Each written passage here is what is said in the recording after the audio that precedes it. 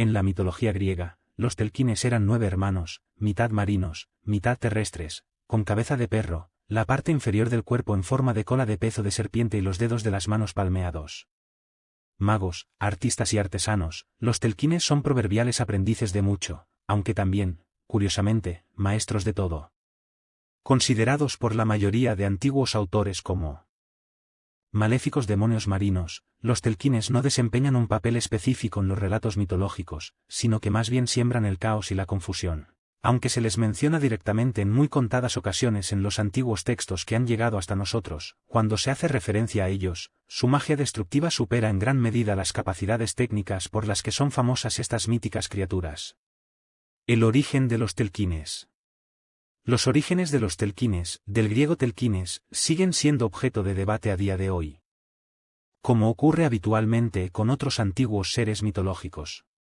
Aunque ciertos autores griegos y romanos opinaban que los telquines eran hermanos de las furias o erinias, nacidos de la herida genital del padre de Cronos, Urano, la mayoría tienden a sumarse a la teoría de que eran hijos de Talasa, el mar.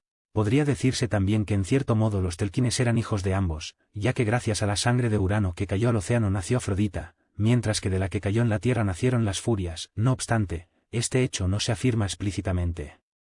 De cualquier manera, los telquines desempeñaron un importante papel en el principio de los tiempos en la vida de los dioses olímpicos.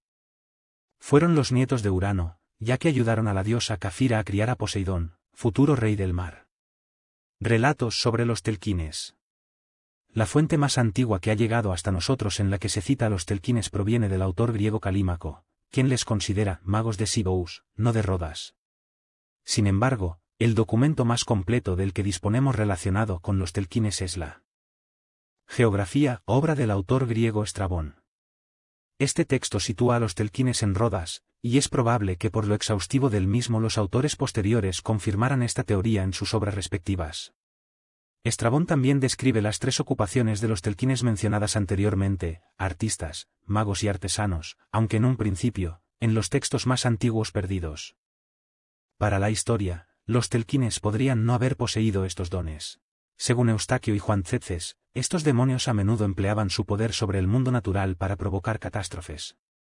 Al ser magos, los telquines podían utilizar las fuerzas de la naturaleza de la misma forma que los propios dioses. Se les describe como capaces de producir terremotos, rayos y tormentas, y como Proteo, podían cambiar de forma a voluntad. ¿Expertos artesanos como artesanos? Los telquines desarrollaban actividades similares a las del dios Hefestos, forjando tridentes y armas encargadas por los dioses. Las 2 obras más famosas creadas por los telquines fueron el tridente de Poseidón, señor del mar, y la hoz de Cronos. También se decía de ellos que habían fabricado el collar maldito de armonía con la ayuda de Hefestos. Los telquines estaban especializados en bronce y hierro, mientras que el hijo deforme de Zeus y Hera era capaz de trabajar cualquier metal.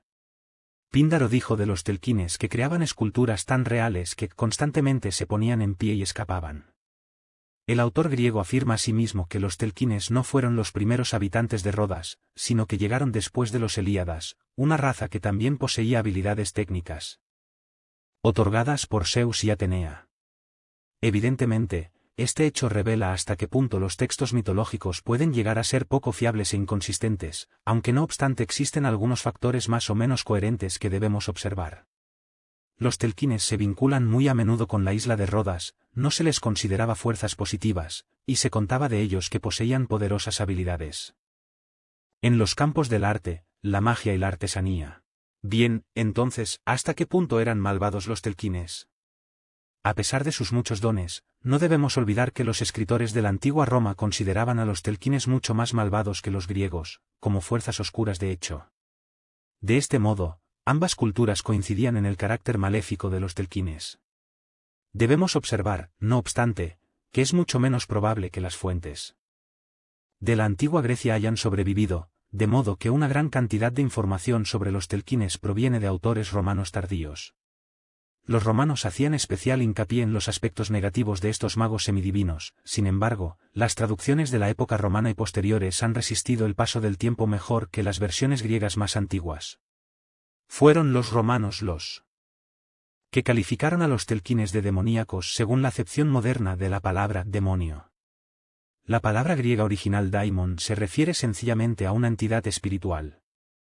El hecho de si los griegos creían realmente que los telquines eran tan peligrosos como parecen indicar los textos más recientes es discutible, aunque por desgracia imposible de saber con certeza a partir de la información de la que disponemos actualmente. Los 9 telquines con cabeza de perro y aletas en vez de manos, hijos del mar, nacieron en Rodas, donde fundaron las ciudades de Camiro, Yaliso y Lindo. De ahí emigraron a Creta, convirtiéndose en sus primeros habitantes.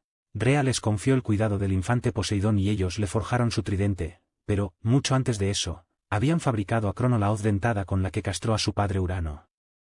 Además, fueron los primeros que tallaron imágenes de los dioses. Pero Zeus decidió destruirlos con un diluvio, porque habían estado interfiriendo en el clima, levantando nieblas mágicas y agostando las cosechas con azufre y agua del Estigia. Alertados por Artemis, huyeron todos a ultramar, algunos a Beocia, donde construyeron el templo de Atenea en Teumeso, otros a Sición, a Licia, a Orcómeno, donde fueron los sabuesos que destrozaron a Acteón. Pero Zeus destruyó a los telquines de Teumeso con un diluvio.